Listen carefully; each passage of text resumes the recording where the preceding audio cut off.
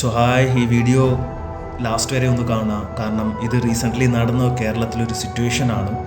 And ഇതൊരു news അല്ല, ഇത് നമ്മളെല്ലാവരും ചിന്തിക്കുന്ന ഒരു സത്യമാണ്. കണ്ണൂർ കേളകം കണിച്ചാറിൽ ലഹരിക്കടിമയായ മകൻ അമ്മയുടെ കഴുത്തറത്ത് കൊലപ്പെടുത്തി.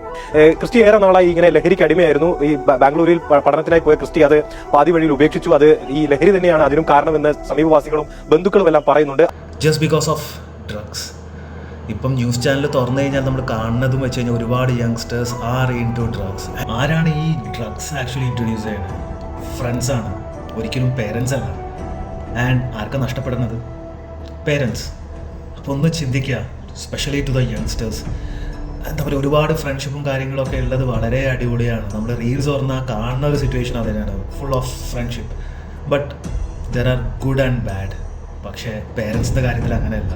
ഒരു അച്ഛനും അമ്മയ്ക്കും സ്വന്തം മോനോ മോളോ തെറ്റ് കാണിച്ചാലും അവർ നിങ്ങളുടെ കൂടെ നിൽക്കുകയുള്ളൂ. ഒരു ഫ്രണ്ട്ഷിപ്പും ഒരു ഫ്രണ്ട്സും ഉണ്ടാവില്ല.